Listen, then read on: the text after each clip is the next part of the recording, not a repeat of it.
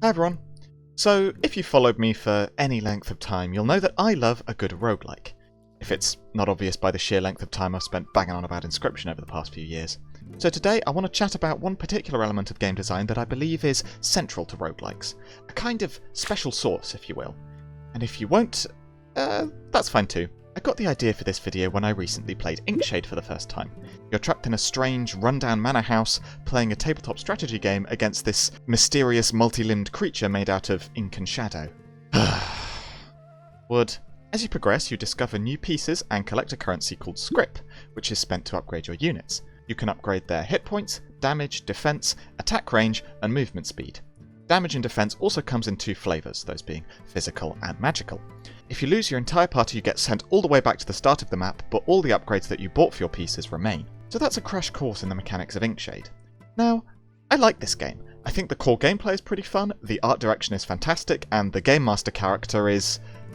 but I did feel that the gameplay started to get a little bit stale after a few hours of play.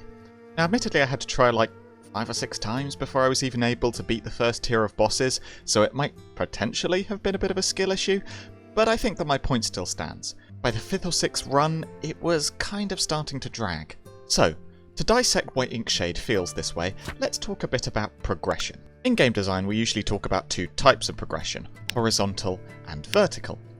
In short, vertical progression is when your existing toolkit gets more effective, or in other words, your numbers go up. Meanwhile, horizontal progression is when you get new options added to your toolkit, new abilities, spells, items, and stuff like that. Now, both forms of progression have their use cases. Vertical progression can be a great tool for balancing, and it also has a much gentler learning curve than if you're constantly throwing millions of things at your player. However, horizontal progression tends to feel much more interesting, because adding something new to a player's toolbox opens up a whole bunch of potential combos and synergies with the tools that they already have. And this is where I think Inkshade misses the mark a little bit. The only way you can progress in this game is vertically. You can upgrade the stats of your pieces, but that's really it. You never gain any completely new options or new things that your pieces can do. Now you may say, but Carpen, you just said you could discover new party members as you go. Isn't that horizontal progression?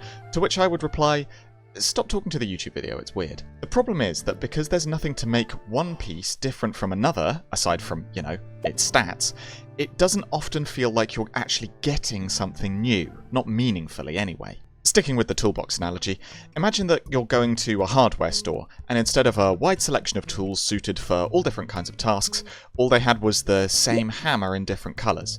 And when you go up to one of the store workers and ask if they sell anything else here, they just look at you and go, well, we've got bigger hammers. Playing Inkshade actually reminded me of another game that I played several years ago, and replayed recently, called Othercide. It's also a turn-based strategy roguelike, and it has this really cool action point system which I like a lot. Oh, also, as a side note, it has beautiful art direction. The whole monochrome black and red thing just looks stunning. Anyway, Othercide is a fun game, but it suffers from the same pacing issues that Inkshade does, and I think it's for a pretty similar reason too. You start with 3 player classes unlocked, each with its own skill tree. And that sounds fine, but the skill trees are pretty small, and you don't get to pick new skills very often. This leaves your options for horizontal progression pretty limited, and the rest of it is all vertical. In fact, the most interesting parts of the game are at the very beginning, and at about the halfway mark when you unlock a 4th character class. Other than that, not much is done to spice things up. To be honest, I think that Othercide also has this weird case of uncertain identity, because it has some elements of a roguelike, namely permadeath and the ability to purchase modifiers that affect your entire run, but few other elements of its design actually support that. Because your runs are not transformatively different from one to the next, it feels more like a regular tactical RPG that you just have to play 6 times for some reason. Okay, so I've done a lot of complaining, but what's the solution here? What makes a good roguelike? Well, if you do happen to be an indie developer watching this video, first off, probably don't take my advice too much at face value because I'm not a professional, just a nerd with a lot of time on their hands. But also consider whether your game actually needs to be a roguelike at all. If your game's method of progression is highly linear and doesn't give much room for variation, then maybe it's just more suited to being a linear game. And there's nothing wrong with that. Roguelikes are great, but not everything has to be one. Frankly, I think Othercide is a good example of a game which would have been better if it weren't a roguelike. Sure, that would have made the game shorter, but it would have improved the pacing a lot as well, because the interesting content, of which it did have plenty, wouldn't have been spread so thin across the game's runtime. But let's say that you're really set on making a roguelike. How can we make sure that the gameplay stays fresh for run after run after run? Well, in my opinion, the key is variety. Or, to elaborate, a variety of opportunities for horizontal progression. Okay, I'm going to be very predictable here and talk about Inscryption. But not because it's my special interest, or at least not just because of that. I eventually want to come back to talking about Inkshade, and I think it's valuable to acknowledge the game that it quite clearly takes a lot of design cues from. Specifically, I want to talk about Inscryption's sigil system. If you haven't played Inscryption before, welcome! You must be the only viewer of my channel that hasn't. Sit down. We'll have a lot to talk about later. Sigils are basically special abilities that you stick onto cards to change how they work. Some cards have innate sigils built in, but certain events also allow you to stick more sigils onto a card. This opens up a whole bunch of sigil card combinations, ranging from fine to outright busted, and this gets compounded when you add totems into the mix.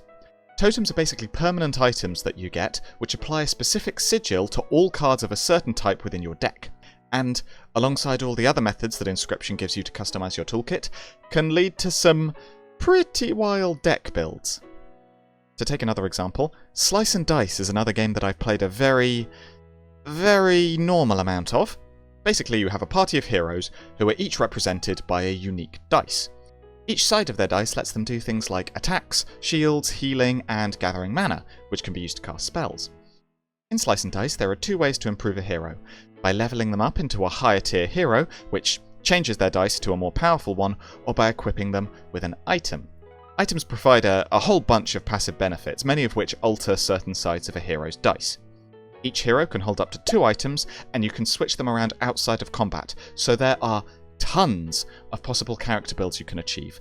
And, just like Inscryption, plenty of very strong combos.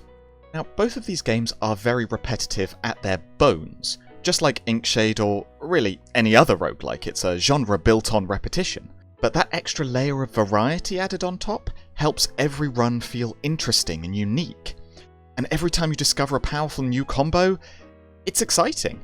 It makes you feel like you're improving at the game and motivates you to keep playing to see what else you can discover.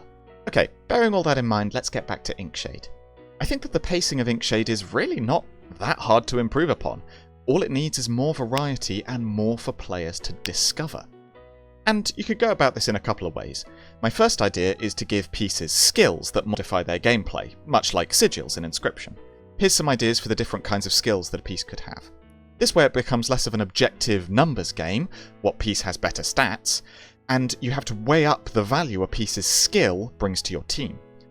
You could also have events to change or add skills, letting you really customize your party to a preferred playstyle.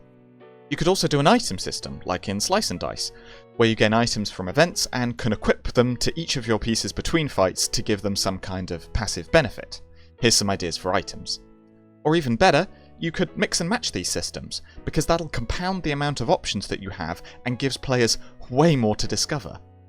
Now, upon the forsaken wastelands of the internet in 2026, nuance is an endangered species, and discussing something critically is all too often misinterpreted as saying that you hate that thing. So I want to reiterate that I do like Inkshade. I'm making this video because I like it, and on the off chance that the developer finds this video, hi, I hope I wasn't too mean. Playing Inkshade got me thinking, and it raised some very interesting questions about how roguelikes are designed and what makes them so unique.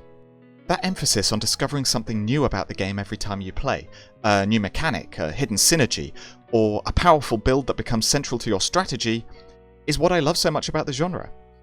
A roguelike is a game that always gives you something new, and I think that the correct focus on variety is largely what enables that, and turns a good game into a great roguelike.